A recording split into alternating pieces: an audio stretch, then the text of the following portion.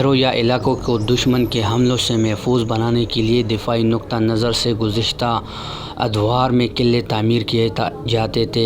اسی طرح پاکستان کی صوبہ پنجاب کے شہر ملتان کی قدامت کی ایک بڑی نشانی قلعہ کہنا ہے۔ ملتان برصغیر کا صدر دروازہ تھا جہاں سے گزرے بغیر کوئی حملہ آور آگے نہیں بڑھ سکتا تھا۔ دنیا کے بڑے بڑے بادشاہ، مہم جو اور جنگجو اس قلعے کو تسخیر کرنے کے لیے اپنے بڑے لشکر لے کر آئے، لیکن فتح کرنے کے ہر کسی کے محلات، دربار، بیراقوں اور دیگر املاک کو شدید نقصان پہنچایا۔ کہا جاتا ہے کہ سکندر اعظم جب ملتان آیا تو اس وقت قلعہ کچی مٹی سے تعمیر شدہ تھی، مگر اس کے باوجود بھی اس کی افواج اسے بآسانی فتح نہ کر سکی تھی۔ اس کے بارے میں کوئی واضح تاریخ نہیں ملتی کہ اس قلعے کو کب اور کس نے تعمیر کروایا۔ ایک اندازے کے مطابق ملتان کا قلعہ 2500 قبل مسیح میں بھی موجود تھا۔ برطانوی دور کے آغاز میں سر الیگزینڈر کنگھم کو 40 فٹ تک کھدائی کرنے کے بعد 7000 سال قبل کے آثار ملے۔ ان کی رائے کے مطابق ملتان کا قلعہ کہنا آج بھی اس جگہ قائم ہے جہاں سکندر اعظم کے حملے کے وقت تھا۔ 1853 میں اپنے آرکیالوجیکل سروے کے سلسلے میں انہوں نے اثراتی کھدائی کی۔ 11 سال کے عرصے میں انہوں نے قلعہ کہنا پر 2 جگہ کنویں کھدوائے جن میں سے مختلف ادوار کی نادر اشیاء برآمد ہوئی۔ انہوں نے کنووں کی گہرائی کے مختلف مقامات پر برآمد ہونے والی اشیاء کی فہرست مختلف ادوار کو مد نظر رکھ کر مرتب کی۔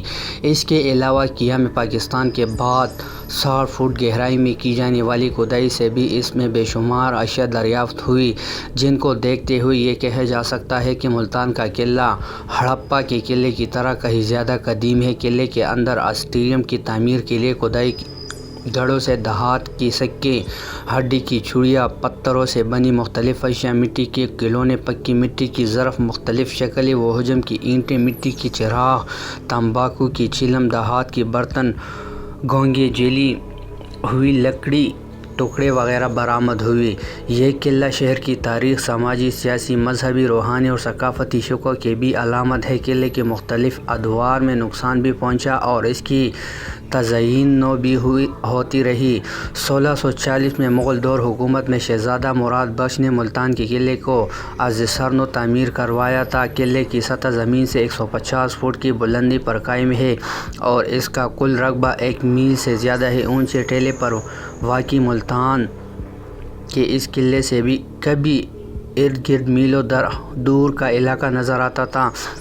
قلعے کے 4 دروازے تھے: قاسم دروازہ، ہزوری دروازہ، سکھی دروازہ اور ہیروی دروازہ تھے، تاہم اب صرف بیرونی دروازہ ہی باقی ہے۔ ہر دروازے کے ساتھ ایک برج، جبکہ ان کے علاوہ مزید 38 برج بنائے گئے تھے جن پر ہر وقت چاق و چوبند فوجی کڑے پہرا دیتے تھے تاکہ دشمن پر نظر رکھی جا سکے۔ کسی زمانے میں قلعے کی 2 حصار تھے اور اس کے گرد دریائے راوی بہتا تھا۔ بیرونی حصار 150 فٹ چوڑا مٹی کا ایک پستہ تھا، جبکہ اندرونی حصہ پختہ اینٹوں سے بنایا گیا تھا اور یہ بیرونی حصار سے تقریباً 35 سے 40 فٹ اونچا تھا۔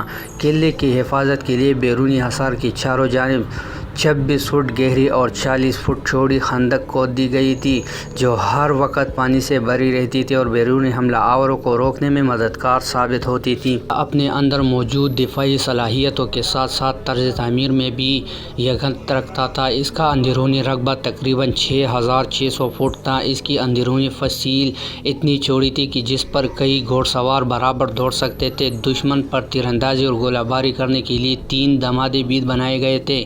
ایک اندازے کے مطابق قلعے کی دیواریں تقریباً 40 سے 70 فٹ اونچی اور 6800 فٹ علاقے کا گھیراؤ کرتی تھی۔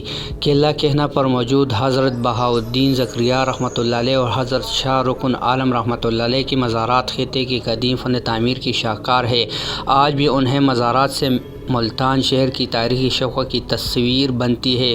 1541 میں ملتان شیرشاہ سوری کے زیر اقتدار آیا تو اس نے قلعے میں 2 مساجد، ایک حضرت بہاؤالدین زکریا رحمۃ اللہ علیہ کے مقبرے اور دوسری حضرت شاہ رکن عالم رحمۃ اللہ علیہ کے مقبرے کے اندر تعمیر کروائی۔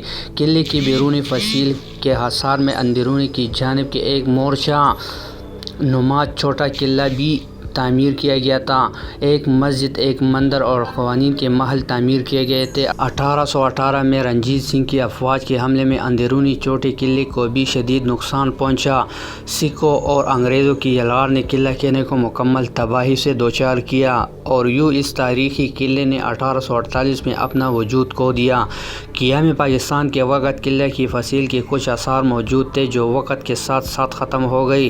نومبر 1949 میں قلعے کی تزئین اور رہائش کا کام شروع ہوا اور ساتھ ہی ابن قاسم پارک بنایا گیا۔